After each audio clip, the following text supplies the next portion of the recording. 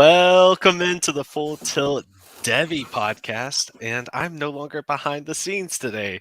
At least just for today. We'll see whenever John gets back here. It is a little bit crazy with all the holidays going on right now, but welcome in, guys.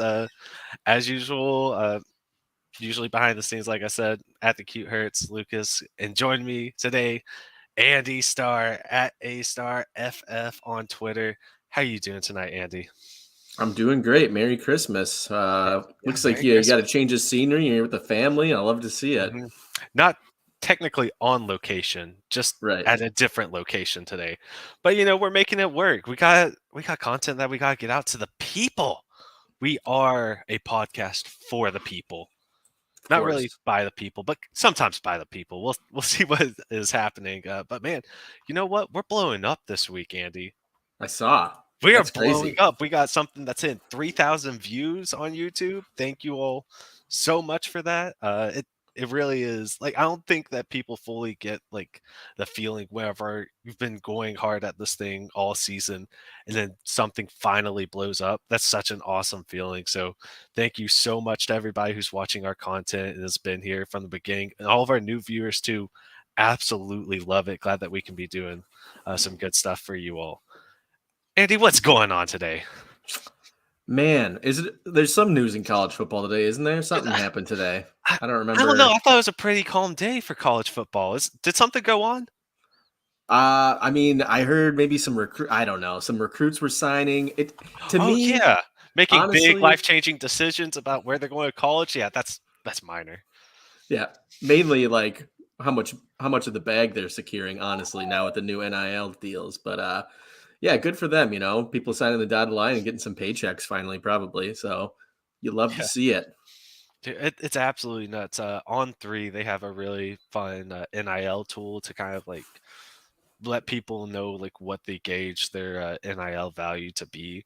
It's absolutely insane what they're saying that people's names are worth these days. I'm like, man, I would have loved to get paid like that in college, but I also wasn't, a world class athlete. So, Yeah, I do what you saw can. because I've seen that tool too. I'm Mhm. always looking. We're going to talk about Wisconsin later, but I was looking at their recruiting class on the On3 website, and I was surprised that Nick Evers' name, image, likeness is only worth like $100,000. I feel like he's got to be getting at least close to $1 million. Like that's I mean, I'm biased, obviously. I think like that's the best guy we've gotten since Graham Mertz, unfortunately, which didn't work out. But Ooh. it's a different feeling, different scene over there in Madison now. So I'm Speaking of feeling good. Graham Mertz, the transfer portal, Graham Mertz is now a Florida Gator. I Uh, saw that. I saw him. Is he officially there now? Because he's been like crystal balled to Kentucky and then Florida and then undecided. Is he well, officially Florida now? yes, and he's not going to Kentucky because Devin Leary, arguably the top quarterback on the transfer portal market for this season, he's going to the Wildcats. See if he can do his best Will Levis impression. I don't think that people will look at him as the same type of prospect that they look at Levis as, even though he really hasn't done anything to earn that, except for, be big, run fast. But Devin Leary, I really like that for Wildcats. I think he's going to fit their system really well. As a Tennessee Vol fan, that's a little scary to see going into Lexington because I was thinking, oh man, don't have to worry about Levis this year. I'm feeling good about our chances. But yeah, Leary going to Lexington. Yeah, I think Leary. You know, a lot of he was on a lot of people's like sleeper draft radar this year at over there at NC State. Obviously, it didn't quite work out. Their offense didn't really do what we thought they were going to do. But he's not he doesn't have the athleticism as Will Levis. He doesn't have the arm strength that Will Levis has. But I think he's probably a better quarterback, at Mhm. least as it pertains to the college football game. Like he's not going to lose you any games, but he could definitely win you some. And I never got that feeling from Will Levis. I mean, my feelings on Will Levis are not a secret. So, They're uh, very well known. yeah, I uh, do look at Leary coming in. He looks like he's going to be a good backup in the NFL. I don't know if he has necessarily a physical profile to be able to carry an NFL offense or even be a really effective game manager. But I do think that just with the way he's played throughout college, he will be a priority for a team looking for a backup who can have a spot start here and there. Another big name in the transfer portal is Dorian Singer. What was it, 2 weeks ago, whenever we had the transfer, oh, dear Lord, transfer portal show? I think you and John both had Dorian Singer as one of your top wide receivers, if not the top wide receiver in the portal. And he is going to USC with Jordan Addison presumed to be leaving. I don't know if that's official yet. But everybody would expect for him to be moving on. He looks like he'll be Caleb Williams, wide receiver one, going into 2023. Thoughts? Yeah, I know they have Zachariah Branch coming in, who's a highly touted wide receiver Hmm. freshman, and then obviously they have Mario Williams over there, who came over with Lincoln Riley from Oklahoma. So, I mean, if you just go by pure numbers, yeah, I think Singer is the guy who's shown the most on the field. So, um, as it stands right now, I would say he's at least, the one or the two option there. Hmm. Which, that leaves you to wonder, what's Mario Williams? Because he's a guy that was getting drafted in the second or third round of Devy drafts last year. And I know that's not going to be the case this year. But that's tough to see for some people who did have him ranked higher, and just doesn't seem to have panned out. Hmm. And yeah, Zachariah Branch, he is on three's consensus wide receiver one for the 2023 class. Huge get for USC, along with getting Malachi Nelson, one of the top 3 or 4 quarterbacks in the recruiting class as well. So USC looks like for what would that be? The 2025 draft, 2026 draft. They're the team to watch right now in terms of the offensive weapons going to Southern California. But it's just to kind of recap the recruiting day, because there's names going all over the place. The biggest change was probably Dante Moore switching from Oregon to UCLA. Huge move there. Another one that arguably the most raw quarterback in the whole class. Uh, but definitely has so much potential, so much physical upside going forward. But there's a lot to be excited about. Arch Manning's finally actually Texas Longhorn, although there's a bunch of rumors that he was going to flip to Alabama or Georgia at the end. He held true. Are there any of these people coming in that right now you want our viewers to be keying in on? I'll just add that that Dante Moore move to UCLA kind of did create a ripple effect with Austin Novosad, who a lot of people have as a top 5 quarterback in this class. He flips from Baylor to Oregon now that they have that opening there. As far as what to watch, I'm not going to stand here and tell you that like I evaluate these high school players coming in. There's a lot of great people out there who do that. Mhm. I put a lot of faith in the recruiting services on 3, which we've mentioned, and 247. Those sites do a great job. Mhm. But as far as anyone I'm looking at right now, you just love to see, who ends up at those blue blood programs. Like the running back room at Alabama is kind of in flux right now with, what's Jace McClellan going to do? Jahmyr Gibbs is probably going to go pro. And they've got Jamarian Miller there, who had a decent enough year as a freshman, but they just bring in, a top running back recruit. So obviously that's someone or a situation to monitor. They have 2 Uh, of the top 4, Justice Haynes and Richard Young, both yeah, going into uh, Tuscaloosa. right. And I think it was Justice Haynes who officially signed today. So, yeah, I mean, that's if I had to give you a name right there, I would say Justice Haynes, because if you're the RB1 at Alabama as a true freshman, not saying that that's going to happen, but if it does, that's something that we as a Devy community are going to be in love with immediately. And remember, not every person has to be a 5-star recruit to make an impact. I think one of the biggest examples of that for this season was Quinshon Judkins for Ole Miss. Absolutely, huge pickup by Lane Kiffin and the Rebels. A 3-star coming in, not even a top 30 running back in the class, and just put on a show this season. Was a freshman All-American, or at least freshman All-SEC, freshman All-American. Just absolutely great. So there are going to be names that nobody's talking about right now who are going to emerge going into the season. But it is a very exciting day for all those players making huge life-changing decisions. And, we wish them the best. But players moving out of college, the reason why we're here, the ones that we really care about this season, there's a lot of people declaring for the draft right now. Bijan oh my gosh. Yeah, Bijan Robinson. I had to check that name real quick.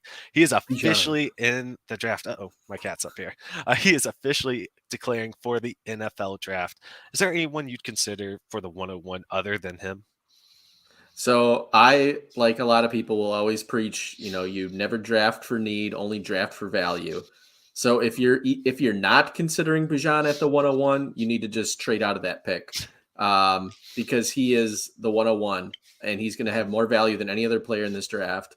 I think you need to value him as a first round startup pick at this point. So if you're going Wow. to trade for that pick, you need to get a return that would reflect that.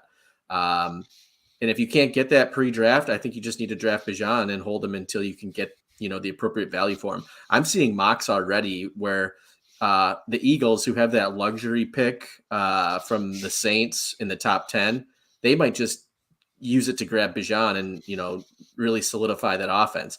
I mean, I think that would be really stupid of them if they did do that. But for me, like Bijan Robinson on that offense, that is something. Oh, I'm salivating just thinking about it. But really wherever he ends up, he could be anywhere. It's going to be a great situation for him. Now, obviously, we don't expect him to go to, someplace like the Jets or the Seahawks, but wherever he ends up, it's going to be fine. And he's going to be a top 10 running back immediately, top 5 as far as value is concerned. And for me, potentially top 1. I think he's that good. So depending on landing spot, of course. So yeah, I Even think if he's getting drafted into a timeshare, I right. think with what he's going to be doing going into year 2, the sky's the limit. And like you said, if you don't look at Bijan Robinson as the clear-cut number 1 player in this class, then you need to trade the 101 to somebody who does look at him that way. The video that I mentioned earlier hit 3,000 views for us today. It's about what you're supposed to do with the 101, so definitely go check that out. They talked about that for 10 minutes, all the strategies depending on what your team's build is, on how you need to attack the 101. So definitely go and check that out. But this could be the best running back class that we've seen in the last 5 to 10 years. It is looking up to be really deep, and you have that elite player at the top end. So, who are some of the other guys from this? What potentially is going to be a historic running back class that you're looking at right now? Yeah, so obviously we got Bijan, who's the crown jewel.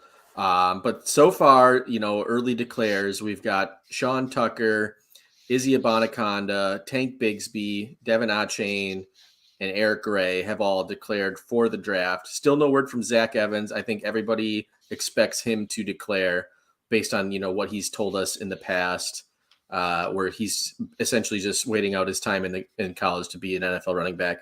Blake Corum just was on Adam Schefter's podcast earlier this week. He said he's 50-50.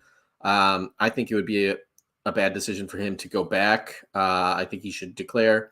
But maybe he decides that, he's going to get some more NIL money and wait for the next year's class, where it's maybe not quite as deep of a class. But I think Corum has shown enough right now where he could be a day 2 pick.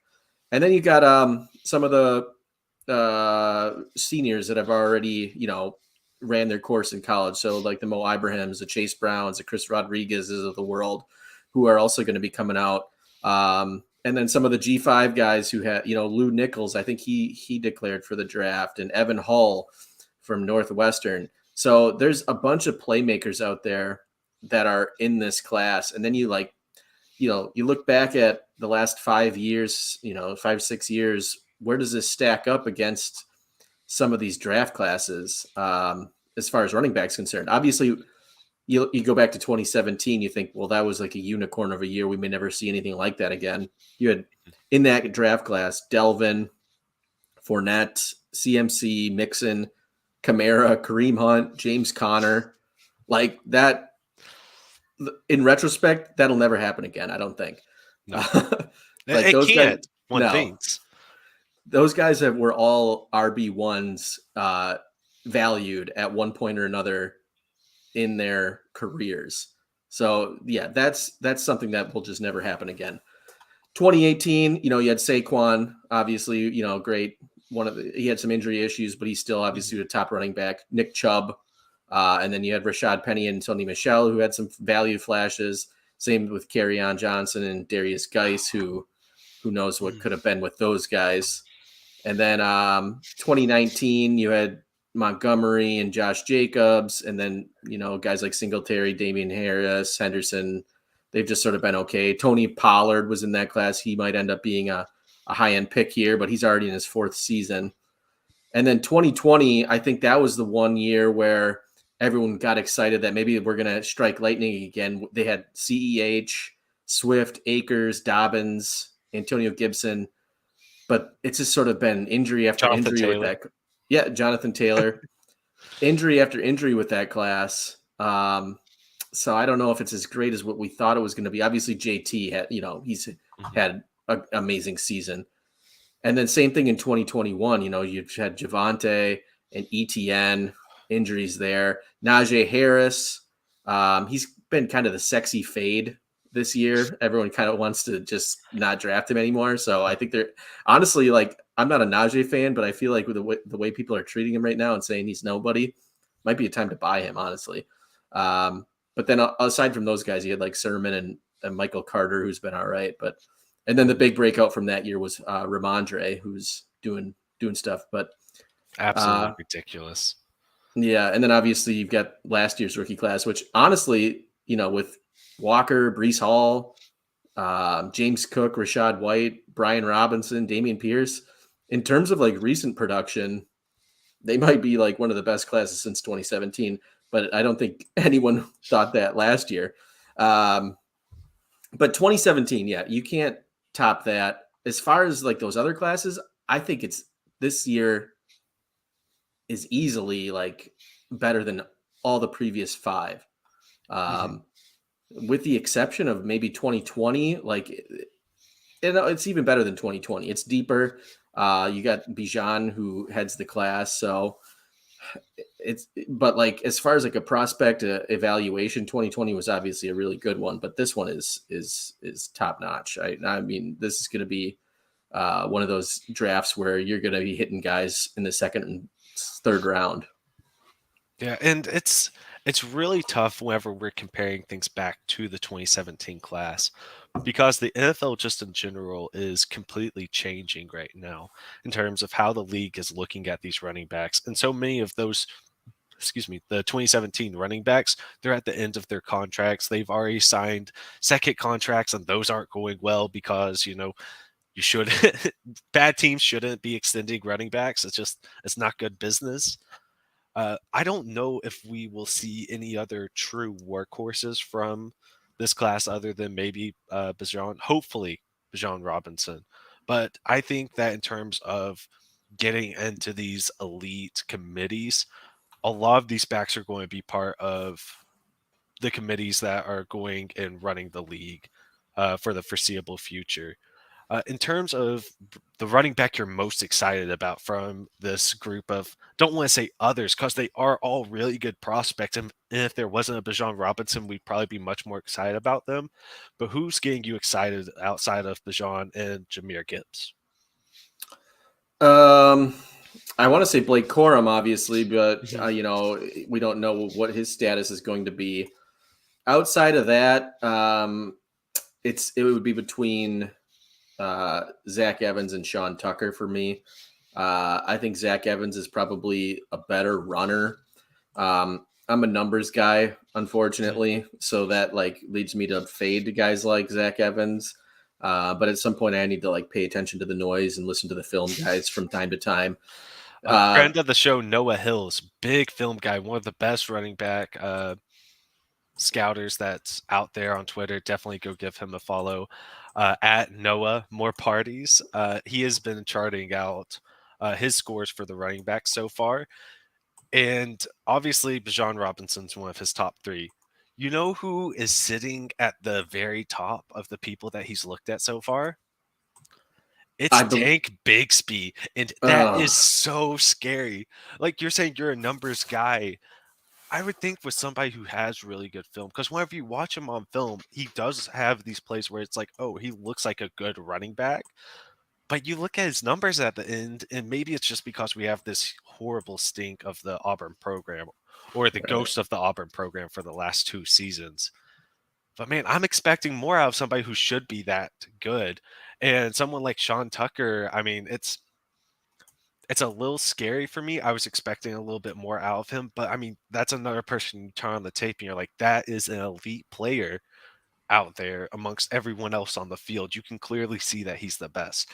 But somebody I was wanting more production, and that maybe that's on Syracuse, other than him. But yeah, it'll be really interesting going forward. I think we'll probably get a better frame of what we're expecting from this class come combine time, whenever we see big guys run fast. And then Devin Akane, who's just going to blow everybody else out of the water. But, he's under 200 pounds, so some people don't care about him. But it should be fun. You're absolutely right, though. I mean, every one of these guys that we mentioned, like even Izzy Abanaconda, like they all had good seasons. If they get the draft capital and have the numbers that everyone wants to see on Combine Day, then they immediately become somebody that I want to draft, because they do have the numbers to back them up. So, and Noah Hills, by the way, who is the best at running backs, he is a numbers guy. He's like recently delved into the film because he's kind of like me, although he has way more time on his hands to do this sort of stuff. He wants to expand his knowledge, when it comes to that sort of thing. Like I wish I, had some arguments to lean back and be on with Zach Evans and be like, well, he's the best pure runner in the draft class, but I don't know that to be true because I don't watch film as much as these guys do. I just sort of have to take their word for it.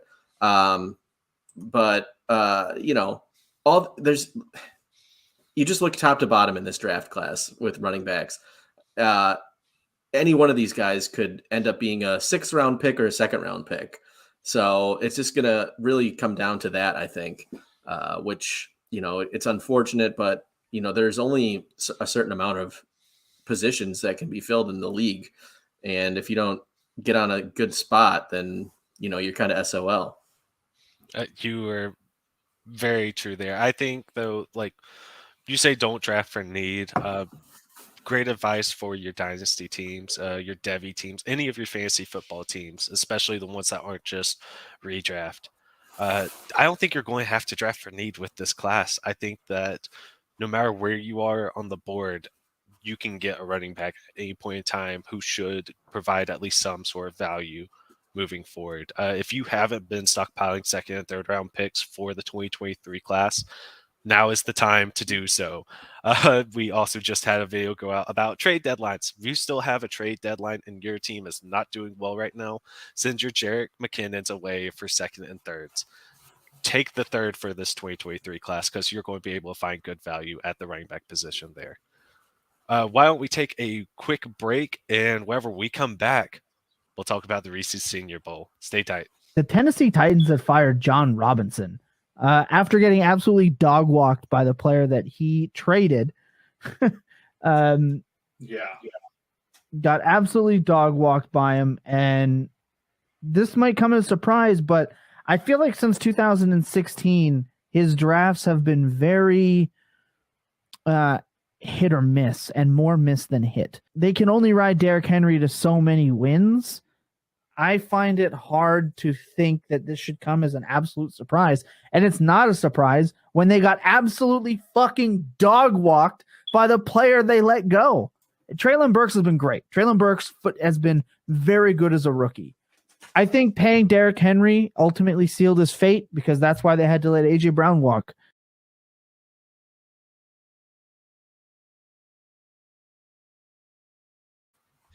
All right, that is from a couple of shows ago because I have been behind on getting our shows clipped, but definitely go and watch our main show every Tuesday night, the Full Tilt Dynasty podcast. So much good content's coming out there. They're having you ready right now for your Dynasty fantasy football playoffs. You know who else is getting you ready for your fantasy football playoffs? That's Underdog Fantasy. I mean, they still have games going, even if you had a team like me that really sucked, like most of my teams, and you didn't make the playoffs, you can still play fantasy football there. Do same day redraft teams, 1 week pick'ems, all of that, and make sure you're using promo code Full Tilt. That's FULLTILT at Underdog, and they will match you up to $100 today if that is your first time playing with them. That is promo code FULLTILT Full Tilt at Underdog Fantasy. You know what's not tilting? The Reese Senior Bowl, because we're getting excited, man. That is the true kickoff of the draft. Draft season starts there, and it is all go, go, go from the moment they get down. Shoot, where is that? That's not Huntsville. Oh my gosh, I can't. Mobile. Thank you. Mobile, yes. It's Thank in you. Alabama. Yeah, I knew Alabama, but goodness, all of Alabama is a scary place. But especially if you're wearing orange down there, I think it becomes really, really scary. But man, invites are out, people are accepting, and we'll get a couple of names added throughout the off season, especially whenever Yes. like the Shrine Bowl happens and some of the top performers need to come in and fill injury vacancies. But man, it is coming, and I am crazy excited. Every year, you have people who are just barely on the draft radar go down there, absolutely dominate the field, and make themselves millions of dollars over the life of their contract. And they are vaulting themselves up into the top of your fantasy drafts. Last year, Rashad White, Brian Robinson, Velus Jones, Christian Watson, all were there, all did phenomenal. Christian Watson became a second round pick and was a first round rookie pick because of not only what he did at the combine, because big man running fast, but he absolutely dominated the Senior Bowl. Velus Jones, 25-year-old rookie, absolutely put every single cornerback that was down there in Mobile on skates the whole entire week, and he made himself a lot more money, got into the third round, whether or not he should have been a third round pick or not. He got there because of what he was doing at the Senior Bowl. And there are a lot of other exciting names this year. Who's standing out to you, Andy? Oh, I got a few of them. A lot of wide receivers, obviously, because I feel like they're the ones that really have the most to gain, and really, they're the ones that end up getting that big bump. Like you said, Velus Jones. And to answer your question, no, he probably shouldn't have been a third round pick. But hey, I had fun. Yeah, no, it happened. So good for him. But I'm looking at the running backs this year. So I'll start with them. You got Chase Brown, Eric Gray from Oklahoma, Chris Rodriguez from Kentucky, and then Roshan Johnson. That's the name. From Texas. So obviously everyone knows Bijan Robinson from Texas. Roshan Johnson played behind him, but the numbers were there. He had 45 forced missed tackles on only 95 carries. Breakaway yards per attempt was over 2. He only had 5 less receptions than Bijan on the whole year. Granted, he ran more routes, but this is a guy who, if he's on a different team where he's not behind a verifiable superstar, who's to say he doesn't have a season like Eric Gray or Chase Brown or, some of these other guys that are going pro. So to me, this is a guy who has the most to gain going down to play in the Senior Bowl. And we'll obviously talk more about the Senior Bowl when it comes around in February. But, a lot of the invites are out right now. So I feel like this is a good enough time to talk about it.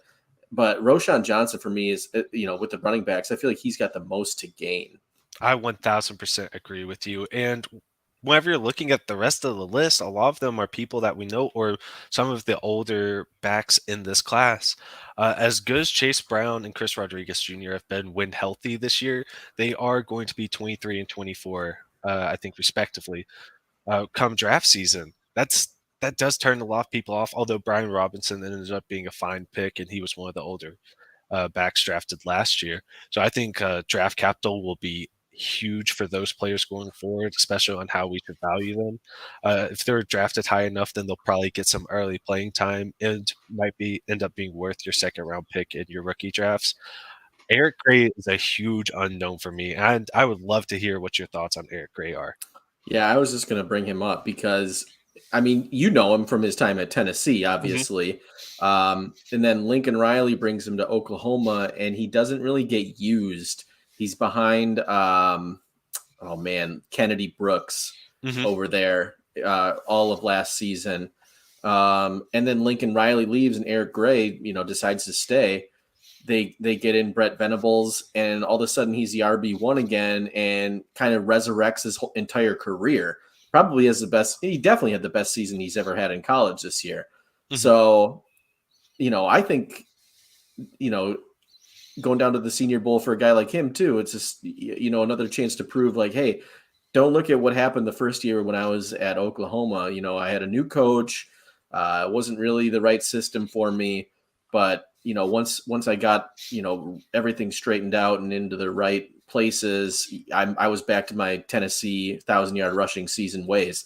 So, if he goes down there and has a good game, works with the coaching staff, team falls in love with him, he's a guy that could really bump himself up to a early day 3, potentially a late day 2 pick, Mm-hmm. And while he was at Tennessee, I mean, he was playing some special teams, which a lot of scouts say they absolutely love to see.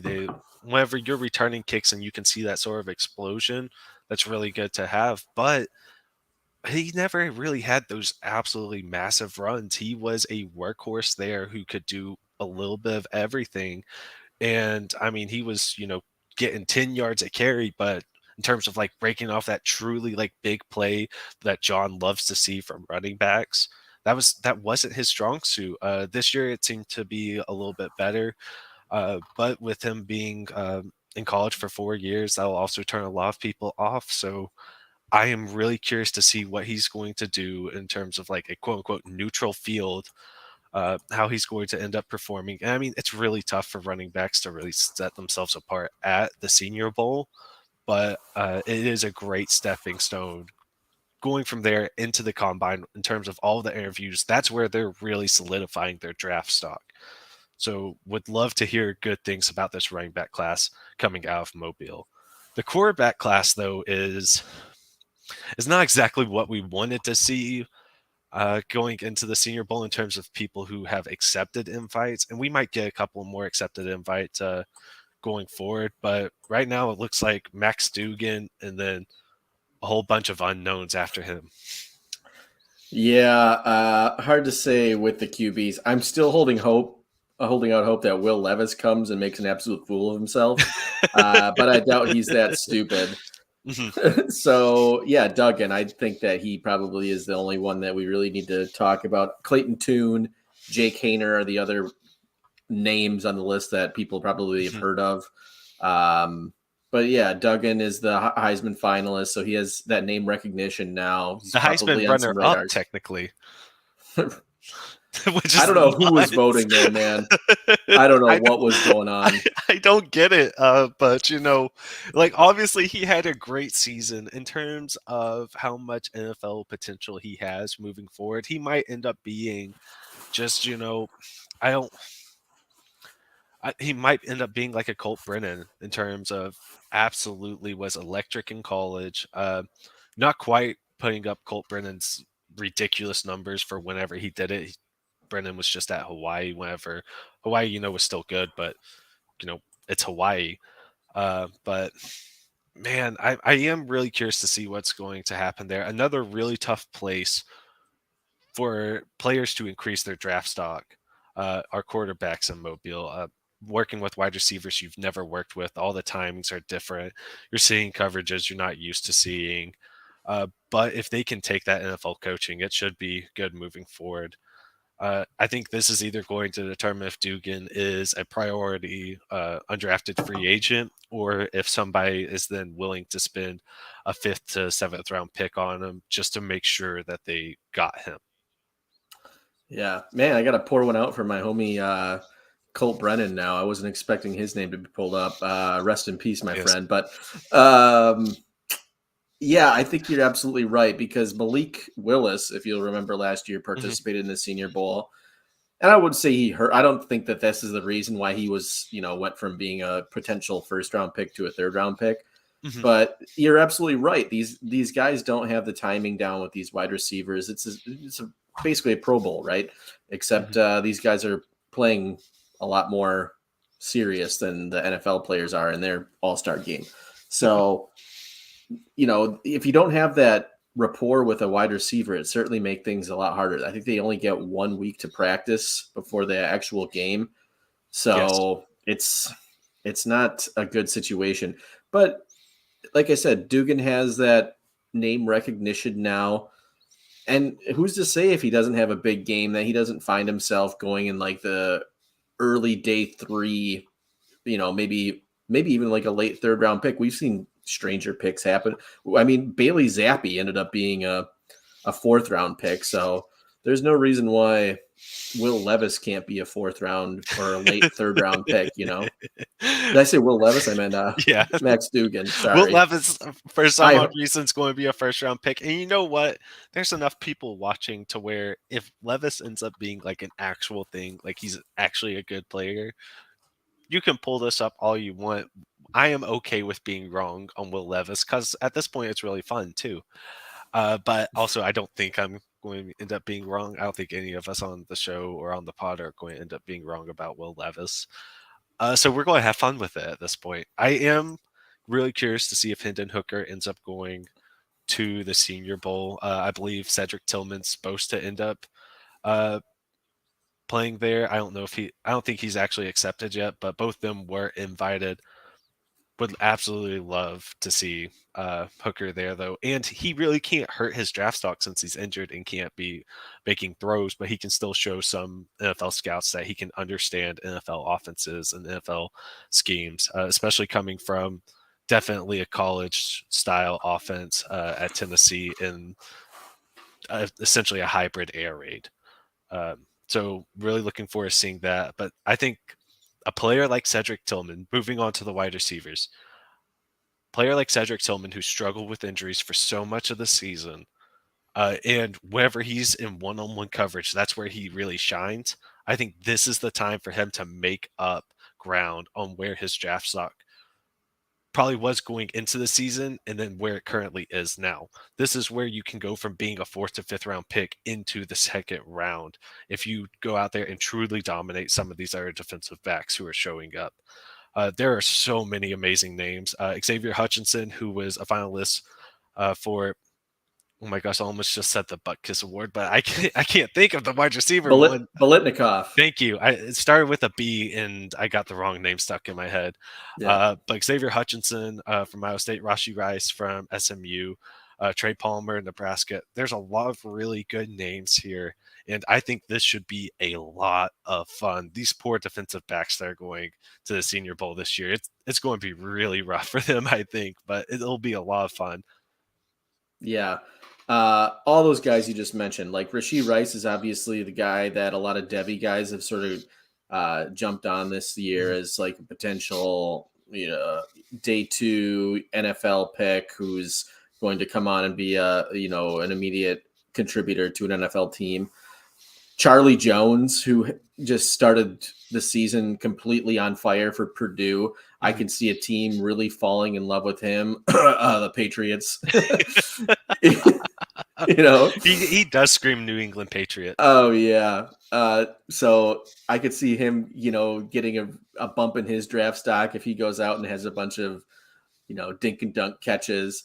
But like Jaden Reed, for example, from Michigan State, he's a guy that is going to be a special teamer in the NFL immediately. Like he's going to be returning punts. So if he goes out and shows that he can also be a contributor on offense, he's going to be a 3rd round pick, just because the team's going to look at him and be like, oh, well, there's a punt returner that we could also potentially maybe use on offense. For me, the guy that I think could gain a lot is BYU's Puka Nacua. His yards per route run was right around 3.5 for the last 2 seasons, which is like God tier level. Didn't see a ton of volume this year, mainly because of injury related things, but he's a versatile guy who can play slot or out wide, decent size at 6'2", 205, could stand to gain a pound or two. But yeah, I think he's absolutely a guy that could rise up some boards if he has a decent performance or week there in Mobile. You already mentioned Xavier Hutchinson. Trey Palmer is a guy, a numbers dude who looks at like yards per team pass attempt. He's like right at the top of all draft eligible players this year. So he's obviously a name that I'm watching. And then Nathaniel Dell for Houston, who's just had 2 massive years since coming out of JUCO to Houston. He's got some size concerns. He's kind of on the smaller size, but another dude who's just a guy who can rack up stats in the college level. So any one of these guys I could see being a day 2 pick, or they could just go undrafted. That's the kind of the what happens with these type of players. But it'll be interesting. So taking a quick break from the wide receivers, NCAA Orbit, welcome to the show. First time I've ever seen you in here. So welcome. What's your thoughts on Desmond Ricks? That's the cornerback who was a late reclassify into the 2023 class. It looks like he is most likely going to LSU. That'll be a big pickup for him. Really sad because my Tennessee Vols need as much defensive secondary help as possible with regards to the South Carolina game that still makes me cry at night and rock back and forth. But it looks like he's going to go to one of the blue blood SEC programs, LSU, Alabama, or Florida, the ones who notoriously just put defensive back after defensive back into the NFL. And it looks like he's going to follow a very long line of successful 5-star recruits who go into one of these programs and develop into a 1st-round pick. So I prefer that he go to LSU because we don't have to play them every year. But that's just me. Back to the wide receivers, though. This is the time, though, for these receivers who have a lot of question marks to make a name for themselves and try to silence some of the doubts. Deshaun Hamilton is a name I think of somebody who was very slight. People were worried how he would handle some of the press man coverage going into the NFL. And at the Senior Bowl, he just absolutely dominated anyone who lined up across him. He showed that whenever he's going up against these cornerbacks, even with a slider frame, he could win one-on-one with them. Unfortunately, it just didn't translate to the NFL. And there's a lot to be said about whether or not these performances can translate into production at the NFL level. But I think that these players who are ballers at the college level, if they go in, do what they do, they're going to make themselves a lot of money. And you mentioned Rashee Rice. That is the most exciting one for me from this list right now. I would love to see him just absolutely tear it up. And then I would feel a lot better about this wide receiver class moving forward, because there are kind of a lot of doubts about, is there another late rising sleeper wide receiver who can come up and kind of challenge the JSN or Jordan Addison, Josh Downs, those kind of big 3 of this class. Quentin Johnston, thank you. Yeah, we'll call it a big 4. We'll call it a big 4. But if there's another wide receiver who can kind of come up and get people excited in the second round of like making moves to go up and make sure they get him, because that's the tier break. I'm hoping Rashee Rice can end up being that guy. Yeah, I think all these guys are kind of just sort of floating around in that same tier right now. And it's just going to come down to what happens on draft day, where they end up, what their situation is, who their quarterback's going to be. But drafting for talent, obviously, is what we try to do. And I can't say definitively that any one of these guys is more or less talented than the other one. So, you like early declares, obviously, but we're talking Senior Bowl, so none of these guys would fit that bill. So, we'll just see what happens, where they end up. If you're going to be a senior, you got to be the elite of the elite. So obviously some of them do end up skipping the Senior Bowl, but that's all right. Not everybody can be a Chris Olave, but go out, do what you can. Go make yourself some money here at the Senior Bowl. Is there anyone else that we haven't talked about yet who is going to the Senior Bowl right now? For me, that's Dalton Kincaid. That's somebody I'm really excited about. You don't always hear a lot about tight ends going out there and making themselves money. Adam Shaheen is probably the last one who really helped themselves a lot at the Senior Bowl. I think Dalton Kincaid can absolutely dominate it and might end up being he's not going to be the tight end 1, but I think he will be a tight end 2 that people end up getting really excited about. Might end up sneaking into the second round of your rookie drafts. If not, that's definitely going to be a priority third round pick, especially in tight end premium leagues. Yeah, and obviously when you say tight end 2, Michael Mayer is the tight end 1. Thank you. But I think Dalton Kincaid could end up being, when it's all said and done, the best tight end out of this class. I know that there's a lot of people that have athletic concerns with Michael Mayer. Again, I don't watch film, so I don't know. I just have to take people's word for it on those things. If you look at numbers, Michael Mayer is incredible. He's been incredible since his freshman year at Notre Dame. But Dalton Kincaid, also incredible. And he's been doing it with another tight end on the roster, Brant Keith, who's also probably going to be a top, 4-round draft pick in the NFL draft in April. So I think that's absolutely a great name to watch, especially if he does test athletically, in that top tier, which is really all you really need to see from a tight end prospect in the NFL, especially if he's got that college production. So I think that he's definitely my tight end 2 right now in the class because of just what Michael Mayer's got going. He's going to be a first-round draft pick. But when it's all said and done, he might end up being the better fantasy option. But to answer your question of another name on the list, I think it's Dontavian Wicks, the wide receiver from Virginia, who I think he might be injured this year. I think he tore his ACL or something towards the end of the year, so he's probably not going to play in the game. But he did accept the invitation. He had a huge 2021. Yep, and school then this record.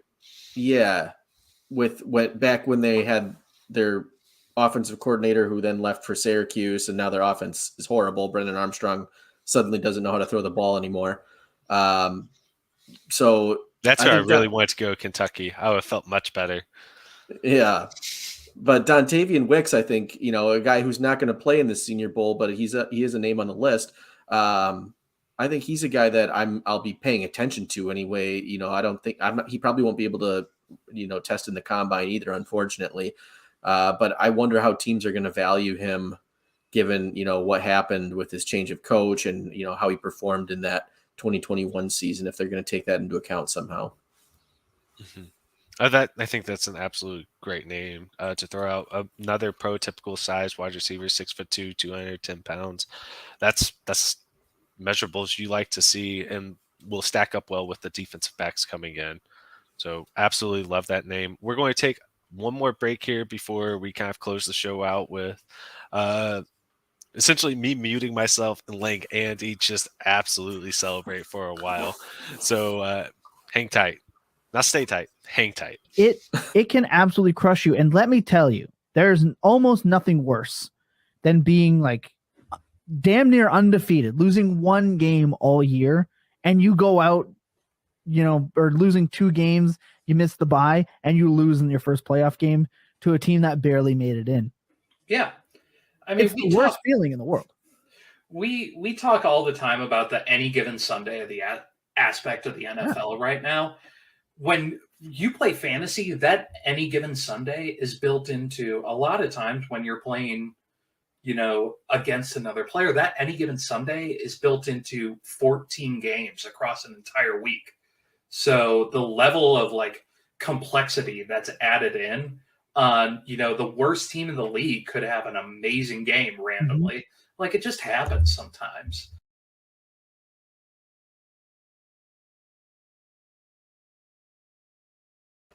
Andy, can you do me a favor? Yes. Ask me what I did this past weekend. What'd you do this past weekend?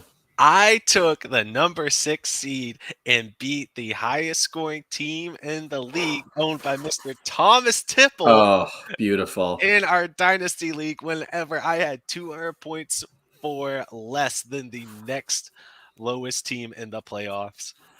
Man, it felt good. Oh, I gotta jump on this too, because we're in a league together, the Random Friends League Part 2. No. You were like the 12 seed. Yeah, but you upset, I think he was the 6th seed at the time, and beat him, which allowed me, who again also like 200 points less than all the playoff teams, into the playoffs. And then another upset happened that same week, which I also needed to happen. And now I won my first round matchup, and I'm favored to beat the 2 seed coming up here now too. So I have to say thank you. And as long as we're talking about beating Thomas Tipple, back when we started this Devy show, we got into like this Devy Noobs League, and he's like, oh, if I beat you in this Noobs League, you're gonna have to do whatever this because you're the Devy guy, which made no sense at the time because it was basically just a dynasty startup, and I was like, well, that has nothing to do with Devy, but I did beat him. I made the playoffs, and he was like the 8th seed. So. Oh man, whenever Thomas isn't on the show, we just absolutely drag him. Oh, that's so fun. It's really sad how many winning streaks I'm on with last place teams right now. And I'm like, I kind of ruined some playoff hopes. And it might have cost me Bijan Robinson, but at least whenever I did it, I just absolutely ruined someone's weekend. So at least it wasn't There's all nothing in sweeter. vain. I know if you can't get Bijan Robinson because you just actually fixed your lineup and didn't play injured players, and our team just decided to suck. They had it coming. I'm sorry, but hey, more celebration. Your Wisconsin Badgers, man. They don't look like the Badgers of old, to say the least. I'm getting kind of hyped for you, man, especially in the way the Big Ten West is. It looks good. Oh, well, right now it does, because I don't know what the Big Ten's going to look like in 2 years or 1 year, whatever. I don't know when it's happening. It's just USC and UCLA. You're fine. They just pulled the 2 biggest quarterback recruits in the 2023 class. No big deal at all. Zachariah Branch, the best wide receiver. Yeah, nothing. We don't have to worry about that. But yes, Fickle is already making moves. First with he pulled in Phil Longo, who a lot of us will know as the UNC offensive coordinator. He will now hold the same position for Wisconsin. And you think of UNC over the past few years, you've got Sam Howell, you've got Michael Carter, you've got Javonte Williams, you got Josh Downs this year, you've got Drake May this year. He's going to be running our offense, and I can't tell you how excited that makes me. And now they're bringing in a legitimate quarterback prospect, which isn't to say that Graham Mertz was not a legitimate quarterback prospect. He was a 4-star in his own right.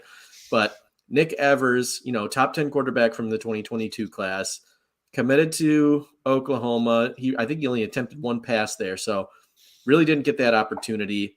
He gets a fresh start with maybe the hottest new coaching hire in the NCAA right now, outside of potentially Matt Rule. I don't know. Depends on who you ask. But they also got Braylon Allen coming back, who I think most would consider a top 5 running back in the 2024 draft class. I like Kamir DK, their wide receiver 1. He's a guy that I think could fill that Josh Downs role. I'm not saying he is Josh Downs. He's not going to be Josh Downs. I think that he can do that role in an offense, though, if Phil Longo is going to be calling the plays. And then obviously with Wisconsin, they're going to have just beastly men in the trenches on their offensive line. And usually they've got really good tight end play as well, too. I can't remember who their tight end was this year. He got hurt early on, but he started out having a couple of really good games. So I think we all expect him to be back. So, yeah, just a lot of good things from this Wisconsin program. And you're absolutely right. Like the Big Ten West, Purdue fell into the Big Ten championship this year because nobody wanted to play in it, apparently, including my Wisconsin Badgers. It feels good, though. We got to be better than Minnesota because there are heated rivals. Iowa, I think they're kind of cooked at this point. They don't play offense at all. And then Illinois, they're kind of the scariest one for me over there in the Big Ten West right now with Brett Bielema, kind of resurrecting that program they have a solid defense and running the ball. But I think the Big Ten is finally deciding to change, which is nice, and bringing in Matt Rule, bringing in Luke Fickell. Ryan Day has obviously been at Ohio State for a couple of years. It's like they know that this Big Ten style of football where you just ground and pound with big hog mollies on the offensive line and these, plotters at running back, it's not sustainable. You're not going to win college football playoffs doing that. Kind of like the Big 12 isn't going to win college football playoffs doing their style of just airing it out. Mm-hmm. So you got to kind of find that happy balance. I'm not saying you have to do like a pro style offense because that doesn't necessarily work either. You still have to, play the college game. But, like Luke Fickell has experience as a playoff team, albeit he got the doors blown off of him by Georgia last year. But, or not Georgia. Alabama. It was, and Alabama. Honestly, it was closer than I was expecting. So good for him. It was. And he's not an offensive minded guy. So I don't want to say like he's responsible for Desmond Ridder and Alec Pierce and all these guys that are now in the NFL. But, he was on the staff. He's the head coach. I think he's responsible for the decisions that get made there. So they did develop under him. And then Phil Longo, like I said, you can't really ask for a better offensive hire for your coordinator position. So super pumped as a Badger fan. I cannot wait for next year. I think it's going to be a year or two before they're going to get some more guys in the transfer portal here and bring in, probably flip some more they brought in a 4-star athlete from Cincinnati's class. So they'll probably get a few more of those guys to trickle in, but I think it's going to take maybe a year or two before we really start to see everything come into place, which will be great because Nick Evers will get at least 2 years before he potentially would go pro. I don't know that he'll do that, but we'll see. Yeah, I think there are a lot of good things coming to Madison, Wisconsin. And another fun thing about Wisconsin, did you know that Miss America is currently a student at Wisconsin? I did not know that, no.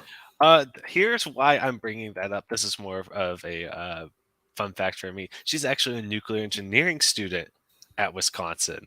So, pro nuke, that's a big thing. That's been blowing up my LinkedIn feed.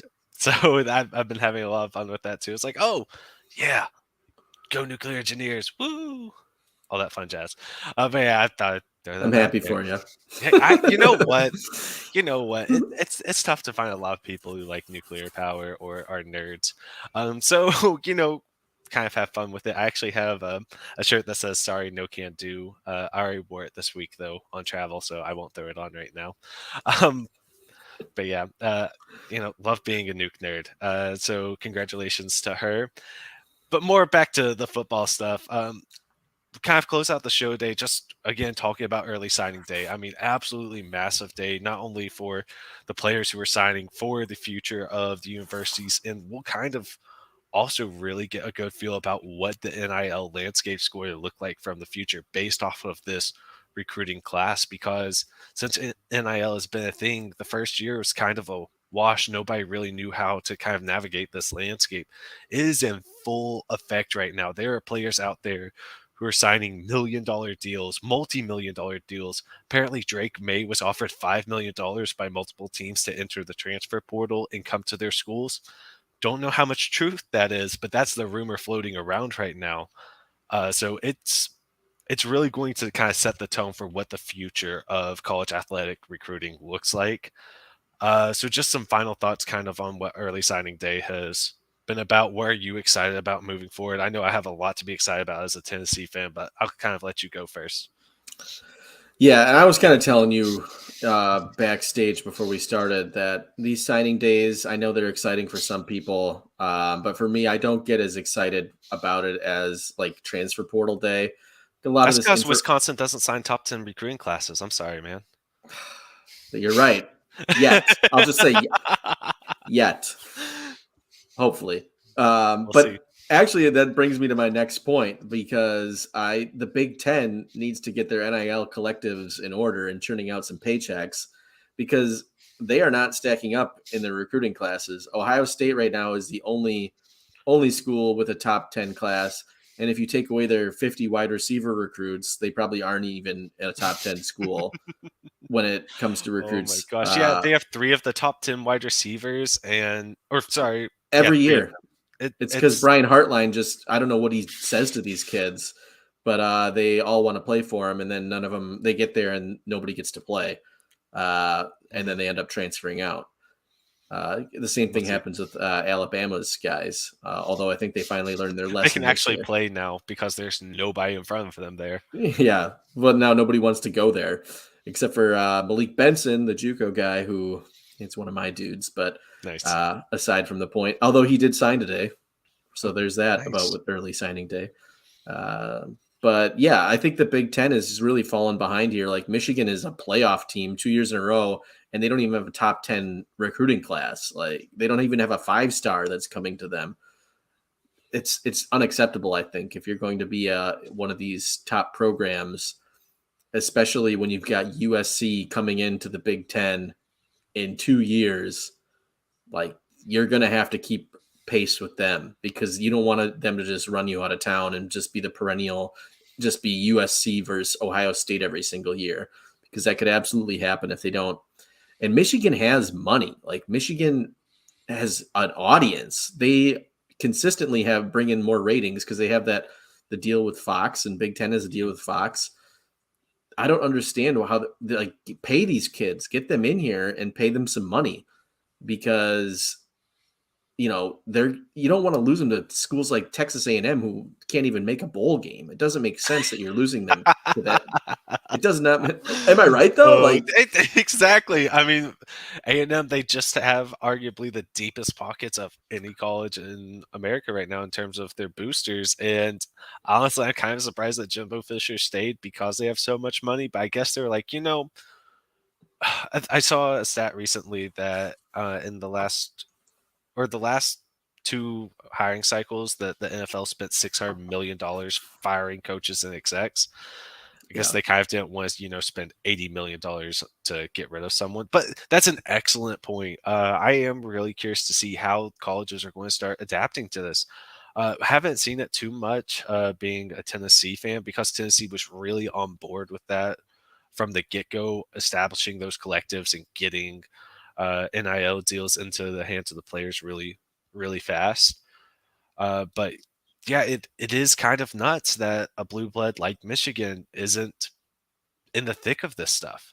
Yeah. Notre Dame is the same way. Like they're not paying these kids. They just think, oh, we want guys who want to be here for the tradition. Nobody wants the tradition. Nobody gives a shit about that anymore. They just want money. And rightfully so. Like you're putting your body on the line. There's no guarantee that you're going to be in the NFL. If you're good enough to get paid right now, go and get paid. So that's where I stand on it. But I don't understand why Michigan thinks that they're like holier than thou. You can just rely on your storied history. Haven't won a national championship in 25 years, but I don't get it. I think you've got deep pockets. Go out there and start spending some money. That being said, this wide receiver class is absolutely loaded. Not just Ohio State stealing everybody, But this receiver class is incredibly talented. The name that I'm going to watch is an Ohio State commit, Brandon Enos. That's the player I'm most excited about, just as not somebody who, is going out evaluating high school players, but trusting what all of the recruiting websites are saying right now. That's the player I think, whether we're talking about the draft 3 years from now, that's going to be pushing for a top 5 rookie pick. This guy looks legit. I'm really excited about that. And then as a Tennessee fan, really excited about Cam Seldon. Just 6'1", 220, runs a 4.4 40 already. Love to see those type of measurables. And then Nathan Lecoq, who's a wide receiver from North Carolina. Big guy, 6'3", 200 pounds, going to go win one-on-ones. Really looking forward to that. It's going to be a fun time on Rocky Top, hopefully, assuming that we keep the good times rolling, man. And I can't say his last name yet. I promise I will learn it at some point. I have to learn it because we are going to be rooting for him. But Nico, insert last name here, the $8 million man, apparently. Oh man, I'm really, really, really excited. Yeah, I think it's Iamileva. I don't know. Iamileva. I've heard it said before, but I just can't get my mouth to do it yet. I could say Uyangalele. I've done that for years now. You've But practiced. yes, this one I've got to work on. The only thing with Nico is his frame and his size. Like, he's tall and skinny, so we haven't seen a quarterback like that in what I mean, Trevor anytime. Lawrence was kind of like that, but not that skinny. Right. Even Trevor Lawrence was like, what, 220, I want to say. Yeah, I He think by was the time he tall. got into the pros, he was that. So we'll see. I'm still excited because I mean he looks good, but he did walk across the power tee in the walker room while he had to do push-ups because of it. And his NIL deal or his NIL value is at 1.1 million. But Lane Kiffin keeps saying that he's being paid $8 million to go in Knoxville. He brings us a national title. I won't care. I'm just going to, keep on celebrating, and I'll let the chips fall where they may. Yeah, I think any one of these guys at the top, like between Nico, Arch Manning, Dante Moore, and Malachi Nelson, you could even throw in Jackson Arnold. Well, not Jackson Arnold. I know he's got some question marks, but Jaden Rashada with Florida. And then Austin Novosad, who we mentioned earlier in the show. I think all those guys could potentially, be really good quarterbacks at the next level here. Depending on the situation. Nico's obviously, I think, in the best situation, with the exception of maybe Arch Manning, because Arch Manning gets Sarkisian, although that offense hasn't been as great as we thought it was with the mullet. But Heupel's going to be scheming up some stuff for Nico. It's going to be great. I'm so freaking excited, man. Any final thoughts as we close the show? Got any fun plans going in? Watching any bowl games in particular that you want everybody else to keep their eyes on because of who's in them, especially going forward? No, in fact, I would recommend not watching the bowl games. I will say Merry Christmas to anyone who's watching, if you do celebrate Christmas. If not, it is the fourth night of Hanukkah. Happy Hanukkah to those that celebrate Hanukkah, or whatever holiday you do celebrate. And thank you for tuning in. Oh, yeah. Thank you all so much for spending part of your holiday season with us. Andy, do we have a show next week? Because honestly, I don't know. John, who knows? I think he's off the coast in Greece somewhere right now. So nice.